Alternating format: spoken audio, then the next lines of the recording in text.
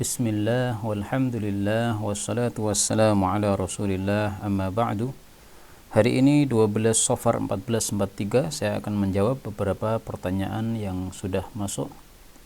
Yang pertama, Assalamualaikum warahmatullahi wabarakatuh. Ustaz, ada yang nitip untuk ditanyakan tentang hal mengambil hak milik orang lain untuk mencari kehalalannya itu kan harus dikembalikan ke pemiliknya.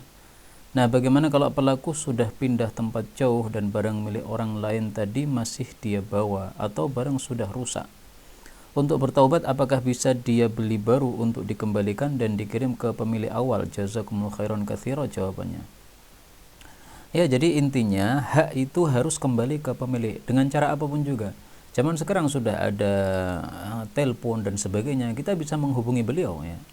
Kita laporkan misalnya ini barang dulu milik antum sekarang sudah rusak, saya bagaimana harus menggantinya ini, apakah saya beli baru ataukah saya tukar dengan nilai uang senilai dengan barang tersebut.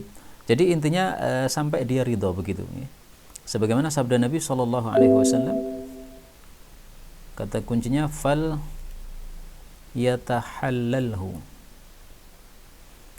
Rasulullah SAW bersabda, "Man kanat li akhihi indahu madlamah." Barang siapa yang mendolimi seseorang saudaranya, yaitu saudara sesama muslim, min irdin aw malin, baik itu mendolimi kehormatannya, misalnya menuduh, atau hartanya. Misalnya ya tadi ya, membawa barangnya atau meminjam barangnya belum dikembalikan sampai rusak. Maka falyatahallalhu al-yawma, hendaklah dia meminta halalnya kepada dia hari ini. Maksudnya hari ini sebelum di akhirat.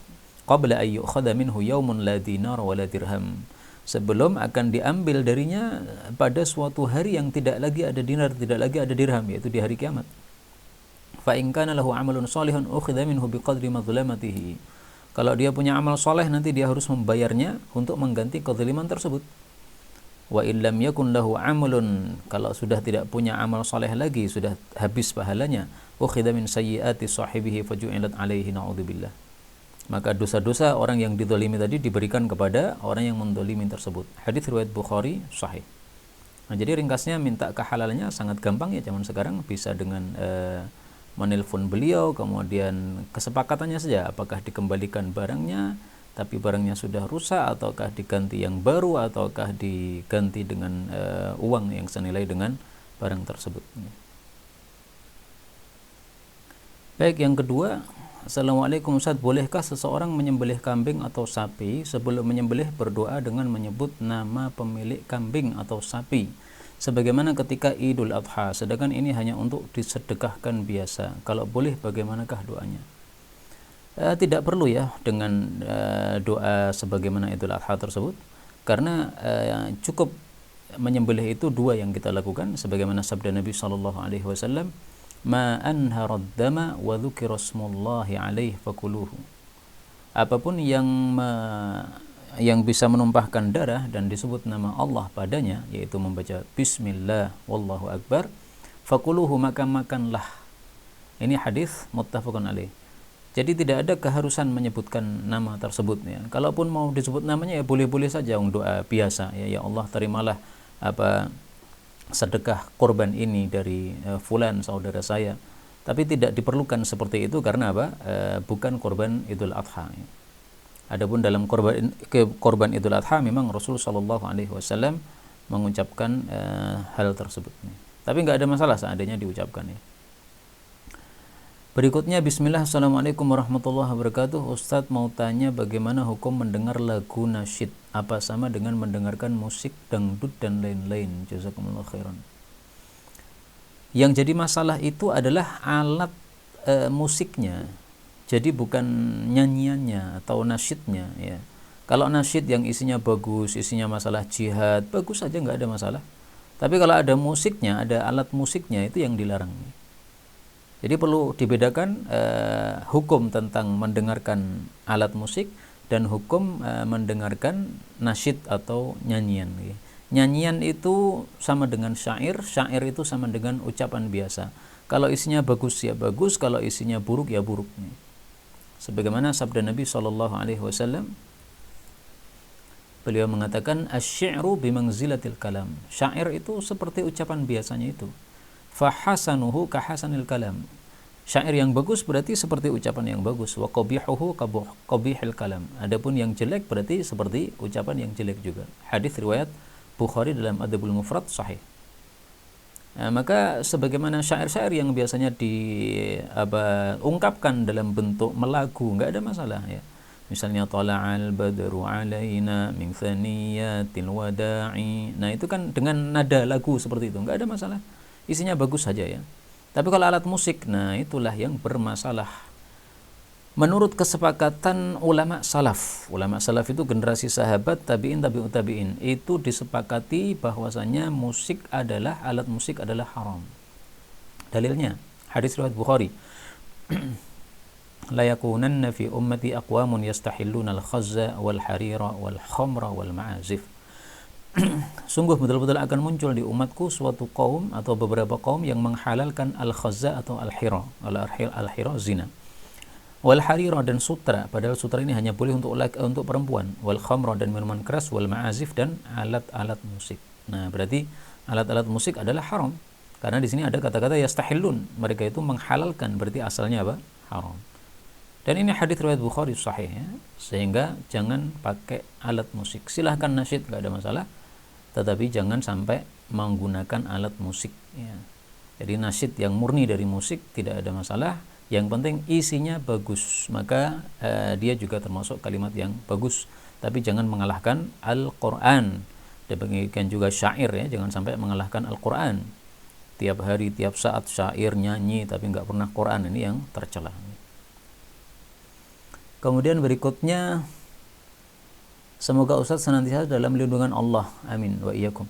Saya Abu Zaid Makassar, Ustadz. Mau tanya Ustadz dengan hadis di bawah ini. Saya melihat dari YouTube Ustadz. Idza kharajta min manzilika, ya, jika kamu keluar dari rumahmu, salatlah 2 rakaat, keduanya akan mencegah engkau dari keburukan. Dan jika kamu masuk ke dalam rumahmu, salatlah 2 rakaat, maka keduanya mencegahmu atau menjagamu dari keburukan. Pada hadis tersebut kita dianjurkan salat sunnah 2 rakaat jika keluar dan masuk rumah. Bagaimana misalnya saya keluar atau masuk rumah pada saat waktu diharamkan salat? Misalnya saya keluar rumah ba'da sholat subuh dan kembali ke rumah ba'da sholat asar. Apakah tetap boleh saya kerjakan sholat sunnah tersebut karena ada sebab? Ya, jadi ringkasnya, antum bertanya tentang sholat yang dilakukan di waktu yang terlarang. Apakah boleh ataukah tidak sholat sunnah dilakukan pada waktu terlarang? Maka jawabnya adalah, kalau mengikuti mayoritas para ulama, tidak diperbolehkan. Ya, mayoritas. Tapi dalam mazhab Syafi'i, maka diperbolehkan orang itu melakukan sholat di waktu-waktu yang terlarang, yaitu ba'da subuh maupun ba'da asar, apabila ada 2 syarat ya. Syarat pertama, sholat itu adalah punya sebab. Kalau tanpa sebab, seperti sholat sunnah mutlak, maka tidak boleh. Syarat yang kedua, sebabnya harus muncul sebelum sholat tersebut. Maka termasuk apa yang antum tanyakan ini termasuk yang boleh menurut teori mazhab Syafi'i, karena Anda masuk rumah atau Anda keluar rumah. Nah, keluar atau masuknya itu terjadinya sebelum sholat tersebut. Berarti sebabnya muncul sebelum sholat, maka boleh dilakukan pada waktu terlarang tersebut. Adapun kalau sebabnya muncul setelah sholat, maka tidak diperbolehkan untuk sholat di waktu yang terlarang. Misalnya ya, ingin sholat sunnah istikharah. Nah, istikharah itu kan dilakukan setelah sholat. Salat selesai baru doa istikharah. Nah, di sini tidak boleh menurut mazhab Syafi'i, demikian juga menurut mayoritas para ulama kita rahimahumullahu taala. Penjelasan saya ini bisa dicari dalam kitab Sunan Nasa'i ya. Nanti antum cari pada Sunan Tirmidzi, Sunan Nasa'i ya. Nah, ini disebutkan oleh Imam Tirmidzi, pendapat aksaril fuqaha, kebanyakan ahli fikih, bahwasanya mereka itu membenci, maksudnya itu melarang ya, salat setelah subuh dan setelah asar. Tidak dipedulikan apakah itu salat yang ada sebabnya atau tidak ada sebabnya. Kecuali satu aja ya, salat fawaid. Maka fala ba'sa. Salat fawaid itu salat yang terlewat. Jadi misalnya kita belum salat asar, teringatnya ba'da subuh. Nah, ba'da subuh itu langsung kita salat asar tersebut. Karena itu termasuk salat fawaid, maka tidak apa-apa untuk dilakukan pada waktu yang terlarang, karena sudah ada nas langsung dari Nabi sallallahu alaihi wasallam. Baik, kita lanjutkan. apakah ada fadilah di bulan Safar ini, atau apakah ada amalan yang lebih afdal di bulan ini? Saya tidak menemukan satupun hadis sahih tentang Safar kecuali hadis ini. Wala safara. Ini hadis muttafaqun alaih, seingat saya ya. Rasul sallallahu alaihi wasallam bersabda, la adwa, tidak ada penyakit menular, wala safara, tidak ada bulan Safar, wala hamata, tidak ada burung hantu. Hadis Qaf itu muttafaqun alaih dari Abu Hurairah. Maksudnya tidak ada penyakit menular sebagaimana keyakinan orang-orang jahiliyah, di mana mereka meyakini bahwa penyakit itu punya kekuatan menularkan diri sendiri tanpa izin dari Allah Subhanahu wa taala. Nah, ini tidak benar. Adapun kita umat Islam mengatakan bahwa penyakit bisa menular, oke, tetapi atas izin Allah. Tanpa izin Allah nggak mungkin menular. Buktinya, 2 orang bertemu dengan 1 orang yang sakit. Kemudian dari 2 orang ini yang sakit cuma 1 saja tertularnya, padahal sama-sama bertemu. Nah, menunjukkan bahwa menularnya penyakit itu atas izin Allah Subhanahu wa taala. Adapun wala safar, tidak ada bulan Safar, maksudnya tidak ada keyakinan jahiliyah yang mengatakan bahwa bulan Safar bulan sial, nggak ada ya. Demikian juga meyakini bahwa angka 13 angka sial, nggak ada sama sekali, nggak ada dalilnya. Demikian juga tidak ada burung hantu. Nah, ini burung hantu juga keyakinan jahiliyah. Kalau melihat burung hantu atau mendengar suara burung hantu, berarti akan mendapatkan suatu malapetaka atau ada sesuatu yang malapetaka yang terjadi. Sama sekali tidak benar. Ya, burung hantu pasti ada di mana-mana, dia diciptakan oleh Allah, dan dia bersuara karena memang dia diciptakan untuk bersuara ya. Jadi nggak ada kaitannya dengan malapetaka sama sekali. Berikutnya, silsilah wali bagi anak gadis yang hendak menikah menurut syar'i itu diserahkan pada siapa sepeninggalnya bapak, ketika bapak sudah meninggal. Ya, jadi intinya panjenengan ini tanya tentang wali nikah. Siapa selain bapak kalau bapak sudah meninggal. Nah, karena kita berada di Indonesia dan Indonesia itu rata-rata mazhabnya mazhab Syafi'i, maka kita pakai kitab fikih mazhab Syafi'i saja ya. Tulis di sini Al-Auliya, nah itu adalah membahas tentang wali-wali nikah. Ini ada kitab Minhajut Thalibin karya Imam Nawawi rahimahullah. Dalam bab nikah beliau mengatakan wa aqul auliya, wali yang paling berhak untuk menikahkan anaknya adalah abun, bapak. Kalau tidak ada, thumma jaddun, kemudian kakek. Kalau tidak ada, thumma abuhu, bapaknya kakek. Berarti apa? Ke atas ya, bapak, kakek, ke atas terus. Thumma, kemudian akhun li abawaini, saudara sekandung. Jadi saudaranya si wanita tadi yang akan menikah tadi, yang saudara itu sekandung dengan dia, bapaknya sama, ibunya sama. Auli abin, atau kalau tidak ada ya berarti saudara sebapak. Thumma ibnuhu, kemudian anaknya saudara tersebut. Anaknya saudara berarti apa? Keponakan ya. Wa in safala, dan seterusnya ke bawah. Thumma ammun, kemudian paman dari pihak bapak. Thumma sairul asabah, kemudian seluruh dari asabah dia. Kal irthi, seperti dalam bab warisan. Wa yuqaddamu akhun li abawaini ala akhin li abin, didahulukan saudara sebapak daripada saudara kandung didahulukan daripada saudara sebapak. Fil adhar, menurut pendapat yang lebih zahir. Wala yuzawwiju ibnun bi bunuwatin, adapun anaknya seorang perempuan tidak bisa menjadi wali nikah dengan sebab dia posisinya sebagai anak. Nah, ini mazhab Syafi'i ya. Tapi kalau dalam mazhab yang lain diizinkan anak itu menjadi wali nikah bagi ibunya. Karena dalam kasus Ummu Haram, Ummu Sulaim ya, Ummu Sulaim ini adalah ibunya Anas bin Malik. Ummu Sulaim dilamar oleh Abu Talhah. Ummu Sulaim mengatakan, orang seperti kamu semestinya tidak ditolak lamarannya, tapi kamu kafir, saya muslimah, tidak bisa. Kalau kamu betul-betul mau menikahi saya, ya kamu masuk Islam. Nah, akhirnya Abu Talhah pulang dulu mikir. Setelah itu dia dilonggarkan hatinya oleh Allah untuk masuk Islam. Akhirnya dia melanjutkan lamarannya kepada Ummu Sulaim. Nah, Ummu Sulaim mengatakan kepada Anas, wahai Anas, berdirilah kamu, nikahkanlah aku dengan Abu Talhah. Nah, berarti ibu boleh menikahkan boleh dinikahkan oleh anak laki-lakinya berdasarkan hadis tersebut. Tapi kalau dalam mazhab Syafi'i memang tidak. Baik, kita lanjutkan.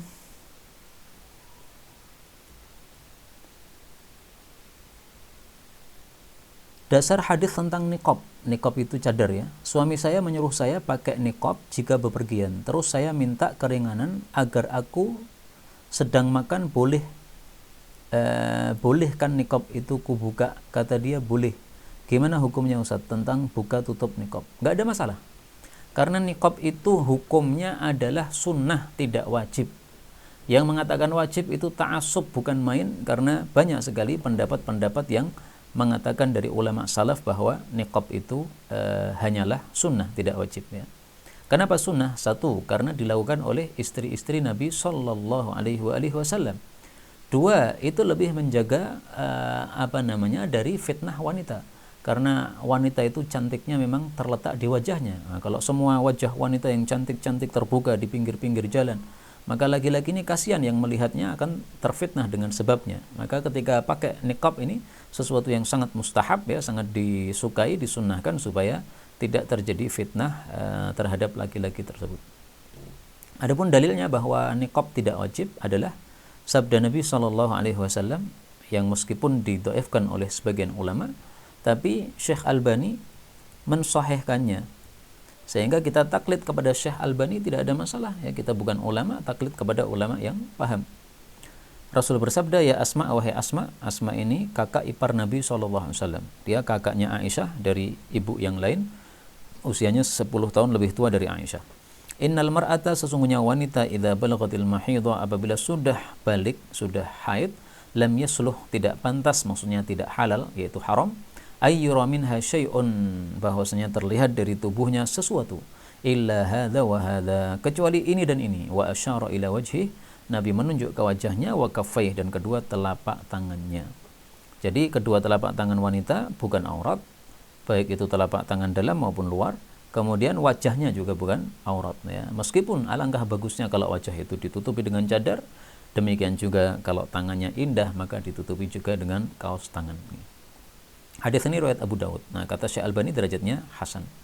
Anggaplah hadis ini dhaif. Hadis ini dikuatkan oleh hadis yang lain yang diriwayatkan oleh Imam Bukhari dalam kitab Al-Idain, yaitu pada waktu Nabi Shallallahu Alaihi Wasallam sedang sholat Id, kemudian beliau ceramah ya. Nah, itu ada salah satu wanita yang kemudian di tengah-tengah para wanita itu dia berdiri bertanya kepada Nabi Shallallahu Alaihi Wasallam.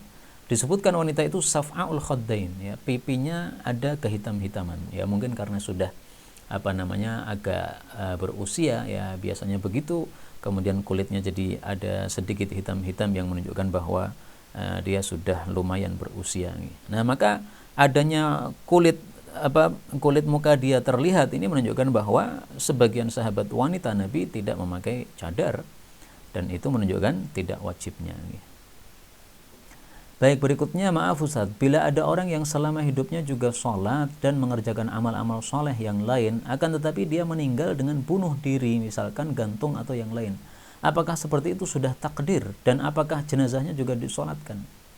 Kalau takdir jelas ya, segala sesuatu yang terjadi itu semuanya sudah ditakdirkan oleh Allah Subhanahu wa Ta'ala. Enggak ada yang tidak ditakdirkan oleh Allah. Awwalu ma khalaqallahu al-qalam. Pertama yang Allah ciptakan adalah pena. Fa'amarahu fakataba kulla syai'in yakunu. Maka Allah menyuruh si pena untuk apa? Dia menulis segala sesuatu yang akan terjadi. Yang akan terjadi semuanya, termasuk akan ada yang bunuh diri dan sebagainya, semuanya sudah ditakdirkan oleh Allah. Hadis riwayat Abu Nuaim dalam Hilyatul Auliya, derajatnya sahih. Tapi bukan berarti bahwasanya Allah Subhanahu wa Ta'ala berbuat semena-mena, bukan ya. Karena masalah takdir sudah pernah kita bahas dulu, bahwa kesimpulannya la yus'alu amma yaf'alu wa hum yus'alun. Allah tidak ditanya tentang apa yang dia lakukan, tapi justru manusia yang ditanyai. Kenapa kamu kok bunuh diri? Kamu sudah dikasih akal oleh Allah bahwa bunuh diri itu jelek, kenapa kamu pilih bunuh diri ya. Adapun jenazahnya disolatkan atau tidak, tetap disolatkan ya. Karena kesimpulannya jenazah orang muslim itu wajib untuk disolatkan. Lah, bagaimana kalau ada orang tidak mau mensolatkan? Nggak ada masalah. Karena Rasulullah SAW pun pernah dibawakan kepada beliau orang yang bunuh diri, ternyata beliau tidak mensolatkan ya. Mari kita lihat. Tapi tetap harus ada yang mensolatkan meskipun hanya satu orang ya. Utian Nabiyu, didatangkan kepada Nabi SAW, birajulin qatala nafsahu, orang yang bunuh diri, bimasyaqis, dengan alat tajam gitu. Falam yusalli alaih, maka Nabi tidak mensolatkan terhadapnya. Riwayat Muslim. Nah, fikih hadis ini menurut pendapat yang terpilih adalah bahwa ini untuk Nabi Muhammad SAW dan juga orang-orang yang seperti beliau, misalnya para kiai di kampung tersebut ya. Kenapa tidak mensolatkan mereka-mereka itu? Supaya orang tidak mudah-mudah untuk berbunuh diri. Karena kalau orang tahu bahwasanya setelah bunuh diri nanti disolatkan oleh Nabi atau disolatkan oleh Pak Kiai ya, padahal Nabi atau Pak Kiai ini doanya biasanya mustajab, kemudian akan diampuni dosanya oleh Allah. Akhirnya nanti banyak yang bunuh diri, yang penting saya nanti disolatkan Pak Kiai. Nah, itu sebabnya sehingga Nabi tidak mau mensolatkan. Karena dalam hadis riwayat Nasa itu dikatakan, amma ana fala usolli alaih. Sabda Nabi jelas begitu. Adapun saya tidak mensolatkannya. Artinya apa? Kalau dilanjutkan seolah-olah Nabi mengatakan, amma antum fasallu. Kalau kalian solatkan, karena ini adalah seorang muslim ya. Jadi seorang muslim menurut Ahlus Sunnah wal Jamaah wajib untuk disolatkan. Matinya bagaimanapun juga itu bukan urusan kita ya. Adapun sebagian tidak mensolatkan nggak ada masalah, karena salat jenazah itu fardu kifayah, satu sudah melakukan sudah cukup. Terakhir nggih, Assalamualaikum, mau bertanya apakah kita harus menulis amin ketika ada seseorang berdoa di WhatsApp? Bolehkah amin atau amin atau amin nih? Nggak ada masalah ya, karena amin itu tulisannya bisa dua macam, bisa panjang dua kali, yaitu A-nya panjang, Mi-nya panjang, atau aminnya yang panjang hanya minnya saja. Boleh, itu ada dua logat nih. Saya sudah menemukannya di dalam kitab namanya Tibyan dalam I'rabil Quran. Nah, ini dikatakan bahwa amin itu fihi lughatani, ada dua logat. Yang pertama al-qasru, yaitu dibaca amin, wa huwal aslu, dan itulah yang asal, wal maddu, boleh juga dibaca mad, yaitu amin. Nah, dan ini seperti bacaan habil, qabil. Nah, maka silahkan pilih aja. Wallahu a'lam bishawab, walhamdulillahi rabbil alamin.